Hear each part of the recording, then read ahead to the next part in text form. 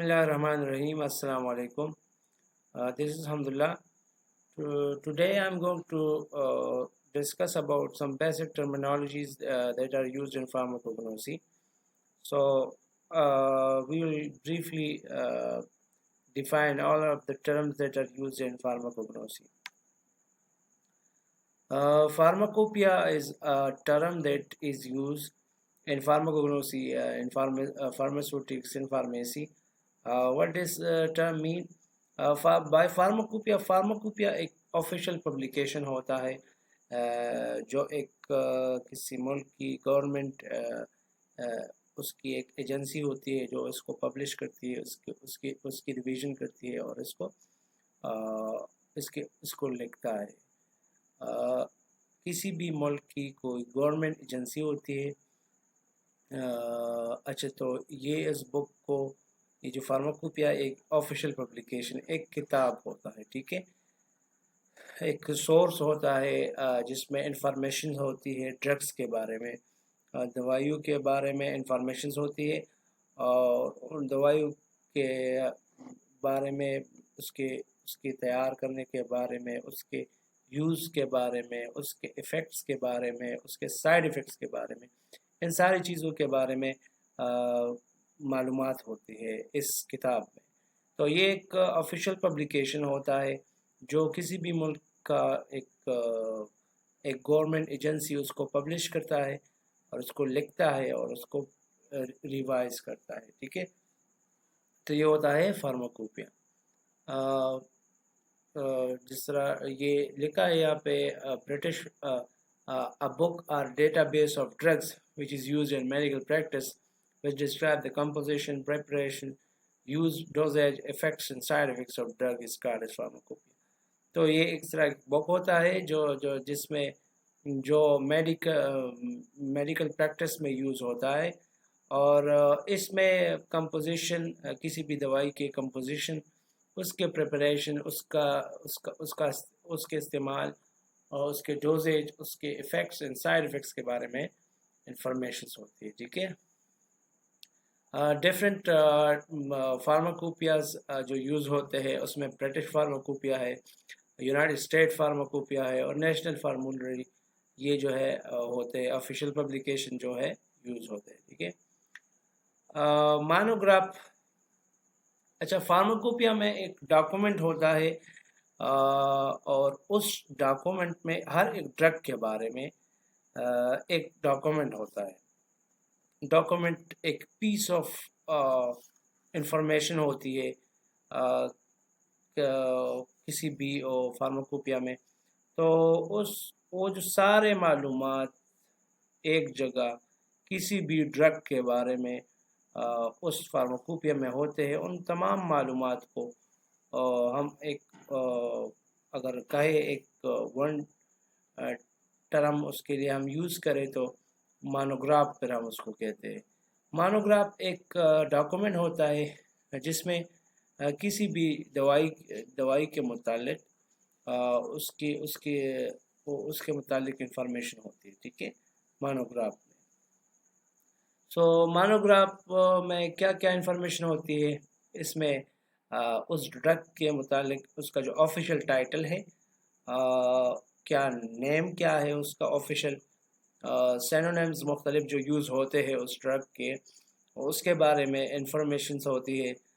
इसके अलावा उसका डेफिनेशन और डिस्क्रिप्शन, उसके कलेक्शन, प्रिपरेशन, आइडेंटिटी टेस्ट और test for adulteration, method of assay, storage, uses and doses, different जितने भी मालूमात होते हैं तो इस मोनोग्राफ में होते हैं, ठीक है। ड्रग, व्हाट इज़ ड्रग, तो ये हमने पहले भी डिफाइन किया हुआ है। एनी सब्सटेंस और article that is recognized in pharmacopoeia, e.g. USP, BP, NF and homeopathic pharmacopoeia is called as drug. हर वो चीज़ जो एक हर वो सब्सटेंस या आर्टिकल जो फार्माकोपिया में, जो कि एक ऑफिशियल पब्लिकेशन होता है, उसमें रिकॉग्नाइज हो या रजिस्टर्ड हो, और डिफरेंट फार्माकोपिया हमने डिस्कस किए, इसके नाम यूएसपीए, बीपीएनएफ है। या होम्योपैथिक फार्माकोपिया में वो ड्रग या वो सब्सटेंस या वो आर्टिकल अगर रिकॉग्नाइज है, रजिस्टर्ड है, तो इसको हम क्या कहते हैं, इसको हम ड्रग कहते हैं। और another definition may be any substance that affects the function of living cells used in medicine to diagnose, to cure, to prevent and the occurrences of diseases and disorders is called as drug. हर वो चीज़ जो जो living cells का जो functions है उसको मुतासिर करता है या उस पर असर करता है, और जो मेडिसिन के तौर पर इस्तेमाल होता है, जो डायग्नोसिस के तौर पर इस्तेमाल होता है, या जो इलाज या के तौर पर इस्तेमाल होता है, या बीमारियों से बचने के तौर पर इस्तेमाल होता है, तो उस चीज़ को, उस सब्सटेंस को हम क्या कहते हैं, उसको हम ड्रग कहते हैं। तो ये ड्रग का डिफिनेशन हुआ। अच्छा, ड्रग अगर अनरिफाइंड फॉर्म में हो, अगर कोई ड्रग, क्रूड ड्रग के बारे में मैं बता रहा हूँ। क्रूड ड्रग क्या है?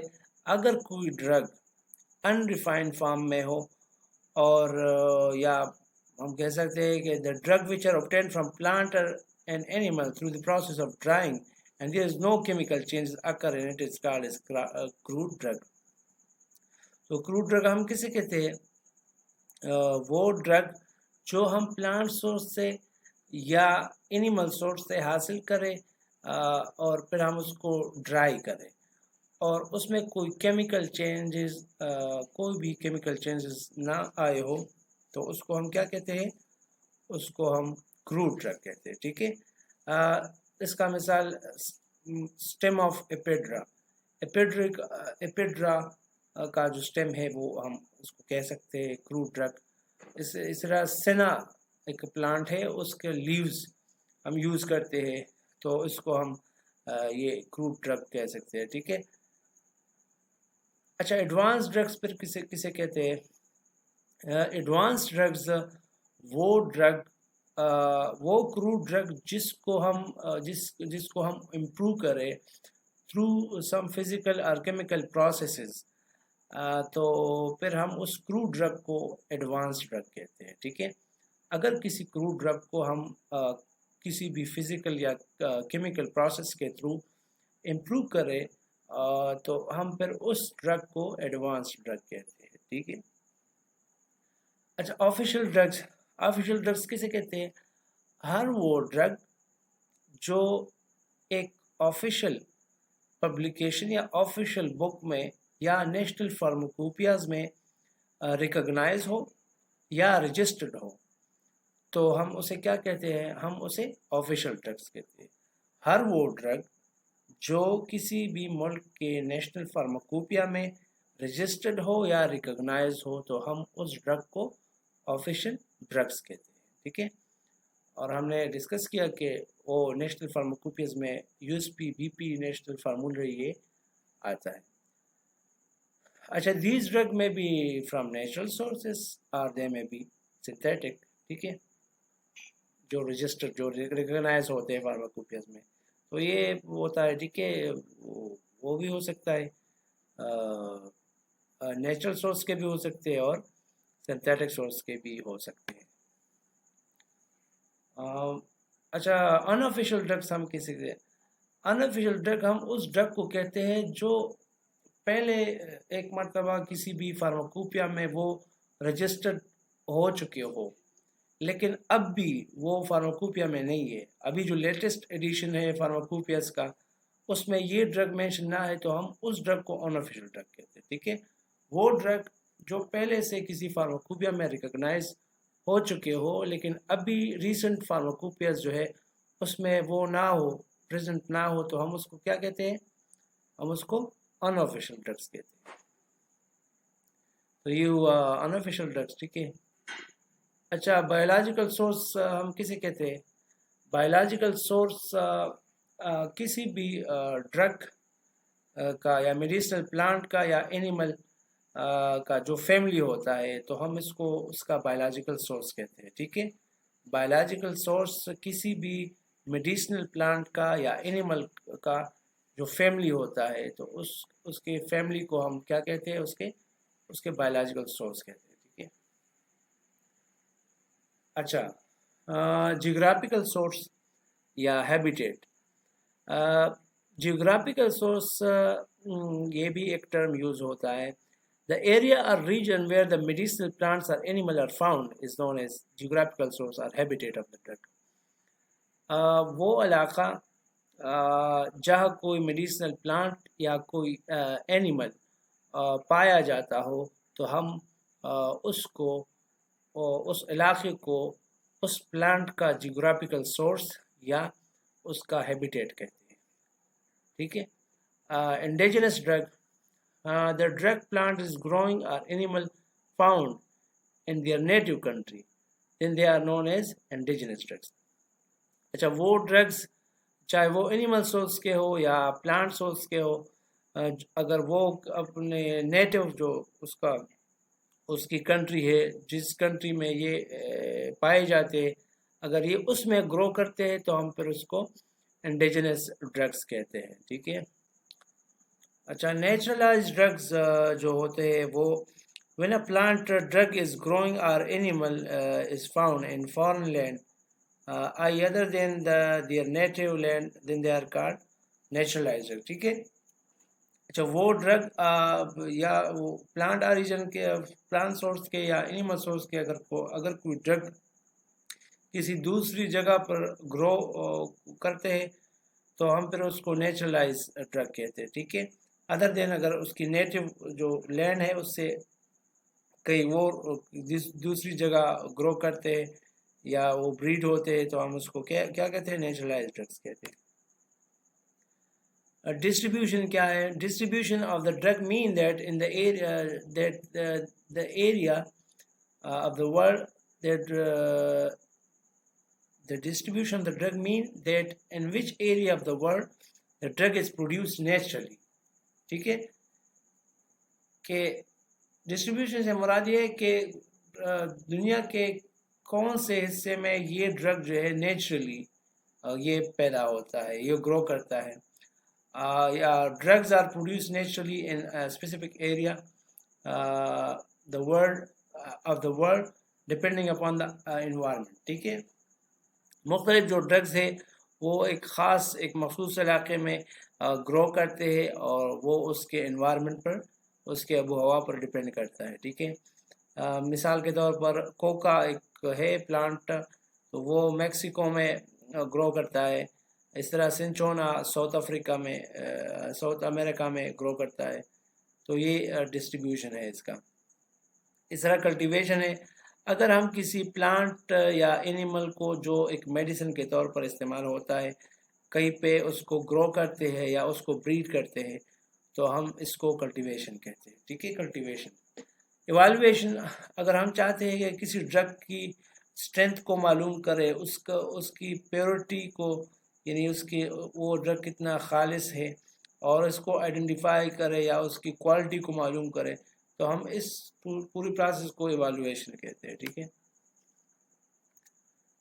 मेटाबोलाइट्स क्या कहते हैं? अच्छा, मेटाबॉलिज्म जब होता है तो उसके हम एंड प्रोडक्ट्स को क्या कहते हैं, मेटाबोलाइट्स कहते हैं। मेटाबॉलिज्म के एंड प्रोडक्ट्स पर कुछ आते हैं, कुछ चीज़ें आते हैं, तो कुछ सब्सटेंस आते हैं तो हम उसको क्या कहते हैं, मेटाबोलाइट्स कहते हैं। मेटाबोलाइट्स कुछ प्राइमरी मेटाबोलाइट्स होते हैं, कुछ सेकेंडरी मेटाबोलाइट्स होते हैं। प्राइमरी मेटाबोलाइट वो है जो आपके डायरेक्टली आपके ग्रोथ या आपके डेवलपमेंट या आपके रिप्रोडक्शन में वो इन्वॉल्व हो तो हम इसको प्राइमरी मेटाबोलाइट्स कहते हैं। और these metabolites are pharmacologically inactive and include starch, protein, lipids, nucleic acids etc. ये जो है फार्माकोलॉजिकली ये जो क्या प्राइमरी मेटाबोलाइट्स है ये फार्माकोलॉजिकली इनएक्टिव होते हैं और इसमें starch, protein, lipids, nucleic acid extra ये आते हैं। इस तरह सेकेंडरी मेटाबोलाइट्स है। सेकेंडरी मेटाबोलाइट्स वो मेटाबोलाइट्स हैं जो वो जो आपकी ग्रोथ या डेवलपमेंट या वो रिप्रोडक्शन में उसमें उसमें डायरेक्टली इन्वॉल्व ना हो, तो हम उसको सेकेंडरी मेटाबोलाइट्स कहते हैं। और दीज मेटाबोलाइट्स जो है ये डिराइव्ड होते हैं प्राइमरी मेटाबोलाइट से, और ये फार्माकोलॉजिकली एक्टिव होते हैं, ठीक है, ये सेकेंडरी मेटाबोलाइट्स। इसमें एग्जांपल्स की क्या है, अल्कलॉइड्स है, टर्पीन्स है, ग्लाइकोसाइड्स है, फ्लावोनाइड्स है, गम एंड रेजिन एक्सेट्रा, ये इसके एग्जांपल्स हैं, ठीक है। अच्छा, ये और भी कुछ टर्म्स है, ये तो वो आप लोग पहले भी पढ़ चुके होंगे, आपके जो है एलिमेंट्री लेवल क्लासेस है उसमें आप पढ़ चुके होंगे। स्टेम किसे कहते हैं, तो ये एक प्लांट का वो एक पार्ट होता है जो एयर में ग्रो करता है, तो हम इसको क्या कहते हैं, ये स्टेम कहते हैं। ये स्टेम जो है एक प्लांट के लिए एक प्लम्बिंग सिस्टम के तौर पर काम करता है। ये आपके वाटर को और न्यूट्रिएंट्स को रूट से लेके different parts of the plant को सप्लाई करता है। आपके वाटर में डिज़ोल्व मिनरल्स होते हैं, और वो उसको रूट से लेके डिफरेंट जो पार्ट्स होते हैं प्लांट्स के, उसको यूज़ हो जिसको ज़रूरत होती है तो उसको सप्लाई करते हैं। और फिर दूसरा एक ये जो है जाइलम के थ्रू सप्लाई करते हैं वाटर, जिसमें डिज़ोल्व मिनरल होते हैं। और फिर प्रिपेयर फूड जो है एक दूसरा टिश्यू है प्लांट में, तो प्रिपेयर फूड जो है वो टिश्यू फ्लोएम के थ्रू सप्लाई करता है different parts of the plant को। All plants have stems. Stems grow up into the air and towards the light. ठीक है, all तमाम plants के स्टेम होते हैं, और ये जो है up in the air grow करते हैं। अच्छा, बार्क जो आउटर कवरिंग होता है किसी भी स्टेम का, आउटर जो कवरिंग होता है उसको हम क्या कहते हैं, उसको बार्क कहते हैं, और ये प्रोटेक्शन के तौर पर काम करता है किसी प्लांट के लिए। ज़्यादातर जो है हम बार्क किसी भी जो प्लांट का वो बार्क उसको यूज़ करते हैं, एज ए क्रूड ड्रग उसको यूज़ किया जाता है, और उसमें जो है ड्रग का काफ़ी मकदार भी पाया जाता है, तो बार्क यूज़ होता है। मिसाल पर एग्जांपल इसका क्या कहते हैं, क्विनिन बार्क यूज़ होता है, सिंचोना बार्क है, ओक बार्क है, ये एग्जांपल है। इसके बार्क, इन प्लांट्स के बार्क जो है यूज़ होते हैं इसके एक्टिव ऑब्टेन करने के लिए, ठीक है, तो बार्क यूज़ होता है इसके। अच्छा, would the hard fibrous material that form the main substance of the plant is called would. ये हार्ड और फाइब्रस पार्ट जो प्लांट का होता है या स्टेम का, उसको हम वुड कहते हैं। थिक वुड आर द अच्छा, ज़्यादातर जो है थिक वुड है वो ट्रीज के होते हैं या श्रब्स के, और ये मेडिसिनल प्रॉपर्टीज इसके होते हैं। फ्रूट किसे कहते हैं, the ripen ovary containing seed. अच्छा, ओवरी जो राइपन ओवरी होता है, फ्लावर के डिफरेंट कंपोनेंट्स होते हैं, उसमें कार्पल होते हैं, उसमें स्टेमन होते हैं, उसमें पेटल्स होते हैं, सेपल्स होते हैं, डिफरेंट सीड और ये चीज़ें होती हैं। तो कार्पल का जो नीचे वाला हिस्सा होता है उसको हम ओवरी कहते हैं, ठीक है। तो अगर ओवरी आपका राइपन हो जाए, आपका पक जाए, तो उसको हम फिर फ्रूट कहते हैं। और एग्जांपल डिफरेंट प्लांट्स के जो है फ्रूट भी एक मेडिसिनल प्रॉपर्टी उनकी होती है, और मेडिसिनल प्रॉपर्टी मेडिसिनल तौर पर ये यूज़ होता है। Example of plants that are use as जिसके है फ्रूट यूज़ होते हैं, इसमें कैरवे है, फेनल है, कोरिएंडर है एंड कार्डमम, ये है एग्जांपल्स। अच्छा, pulp the soft juicy edible part of fruit is called. जो एडिबल या juicy part of the fruit होता है उसको हम पल्प कहते हैं। और seed is a small embryonic plant enclosed in a covering called the seed coat, which is also called capsid, usually with some stored food. ये एक सीड एक खुद बजाते खुद एक स्मॉल एम्ब्रियोनिक प्लांट होता है, और ये सीड है कवर में इंक्लोज होता है, जिसको हम कैप्सिड भी कहते हैं। और इस कैप्सिड में उसके उस एम्ब्रियोनिक प्लांट के लिए फूड होता है, ठीक है, जिस जो इसके ग्रोथ के लिए ज़रूरी होता है। The seed of many plants are use for their medicinal properties. ज़्यादातर प्लांट्स के सीड्स भी मेडिसिन के तौर पर यूज़ होते हैं। सीड में भी contain within a fruit are sometime use on their own, ठीक है। ये बाज़ औक़ात डायरेक्टली हम यूज़ करते हैं या डायरेक्टली सीड हम यूज़ करते हैं, और बाज़ औक़ात ये जो है फ्रूट के अंदर पाए जाते हैं। फ्लावर जो है इज रिप्रोडक्टिव स्ट्रक्चर, जो भी किसी भी प्लांट का एक रिप्रोडक्टिव पार्ट होता है वो फ्लावर होता है। और जो है flower plants have been popular in traditional medicine, example include clove and chamomile flowers. Chamomile और क्लो जो है, लौंग जो है, ये इसके क्या होता है, इसके फ्लावर यूज होते हैं, ठीक है। अच्छा, फ्लावर के डिफरेंट पार्ट्स होते हैं। ये आप देख सकते हैं, ये फ्लावर है, ठीक है। ये रेड कलर जो है, ये इसको हम क्या कहते हैं, ये लीव्स है, रेड कलर के लीव्स है इसमें, ये ग्रीन कलर के लीव्स है, और ये स्टेम है, ठीक है। तो ये जो ग्रीन कलर के लीव्स होते हैं फ्लावर में, इसको हम सेपल्स कहते हैं, ठीक है। ये जो रेड कलर के होते हैं इसको हम पेटल्स कहते हैं, ठीक है।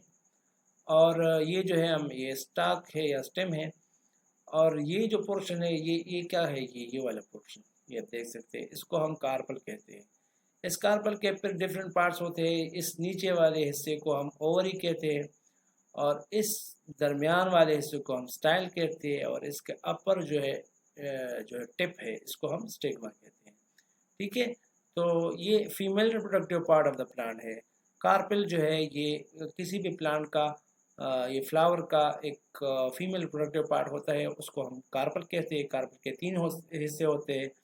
इसको लोअर बेसल पोर्शन को हम ओवरी कहते हैं, और जो दरमियान वाला नेक पोर्शन है हम उसको स्टाइल कहते हैं, और जो अपर टिप है कार्पेल का, हम उसको स्टिग्मा कहते हैं। अच्छा, इस स्टिग्मा के थ्रू डिफरेंट पॉलन ग्रेन्स आके यहाँ गिरते हैं इंसेक्ट्स के थ्रू, और फिर ये पॉलन ग्रेन नीचे आते हैं, यहाँ पे एक ओवा होता है, उसके साथ ये मिलता है, और फिर वे सीड और आगे जो है प्रोसेस होता है वो बनता है। तो ये हुआ, ये है आपके, ठीक है, कैलिक्स हुआ। तो कलेक्शन ऑफ डिफरेंट सेपल्स, जिस तरह मैंने वो ग्रीन जो होते हैं, तो कलेक्टिवली हम सेपल्स को कैलिक्स कहते हैं, और कलेक्टिवली हम पेटल्स को करोला कहते हैं। एंड्रोशियम जो प्लांट या फ्लावर का जो मेल पार्ट होता है, हम उसको एंड्रोशियम कहते हैं। सिंगुलर वो क्या कहते हैं इसको, स्टेमन कहते हैं। और गाइनिशियम कार्पल, जो एक सिंगुलर हम कार्पल यूज करते हैं, और कलेक्टिवली हम इसको गाइनिशियम कहते हैं। तो female reproductive part of the plant, और कलेक्टिवली हम इसको गाइनिशियम कहते हैं। ओवरी जो basal portion of the carpel है, उसको हम क्या कहते हैं, उसको हम ओवरी कहते हैं, और इसमें जर्म सेल्स डिवेलप होते हैं इनटू सीड्स। इस पोर्शन में क्या होता है, जर्म सेल्स जो होते हैं या गेमीट्स जो है, वो सीड्स को डिवेलप करते हैं, ठीक है। अच्छा, लीव्स फिर भी किसी, आपको तो पता है प्लांट, हर प्लांट के लीव्स होते हैं। तो लीव एक फ्लैटन स्ट्रक्चर होता है प्लांट का, और जो है ये ग्रीन इन कलर होता है, और बाज़ औक़ात ये फ्लैटन भी हो सकता है, बाज़ औक़ात ये एक ब्लेड टाइप भी हो सकते हैं, और ये स्टेम्स को अटैच होते हैं, ठीक है।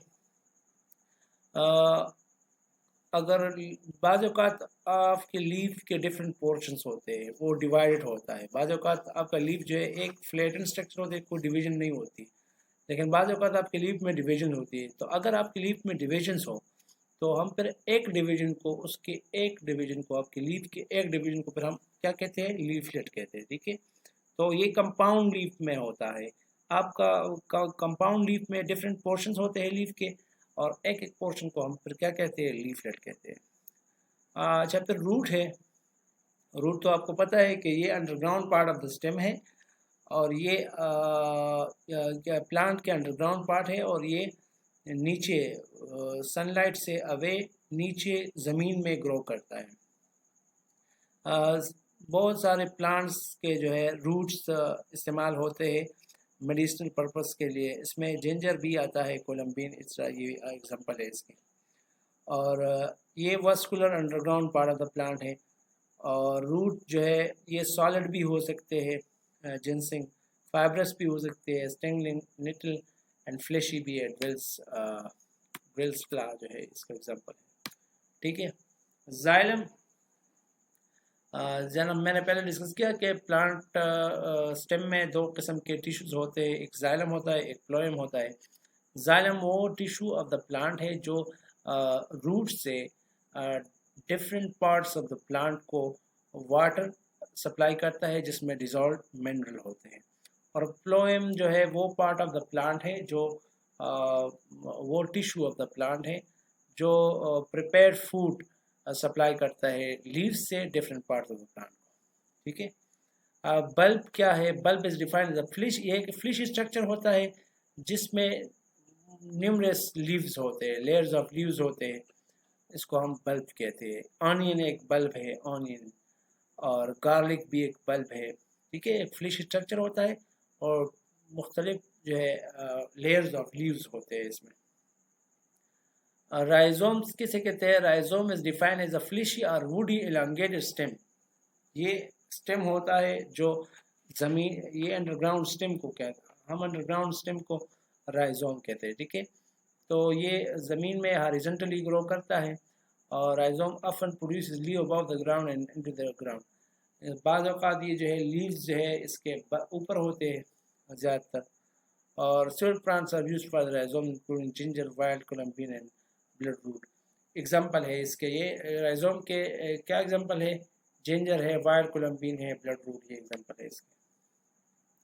अच्छा, एक्सुडेट, क्या अगर किसी प्लांट से कोई कोई चीज़ लिक्विड एक्सुडेट कर जाए या उसको उससे सिक्रीट हो जाए तो हम उसको सिक्रीशन को क्या कहते हैं? उस सिक्रीशन को हम एक्सुडेट कहते हैं। ठीक है। गाल, गाल किसे कहते हैं? बाज़ औक़ात अगर किसी प्लांट के साथ कोई इंसेक्ट कांटेक्ट में आ जाए तो उस पर एक एबनॉर्मल आउटग्रोथ ग्रो कर जाता है, तो हम उस एबनॉर्मल आउटग्रोथ को गाल कहते हैं। ठीक है। ये गाल ज़्यादातर इरिटेशन की वजह से या स्टिमुलेशन ऑफ प्लांट सेल्स की वजह से होते हैं।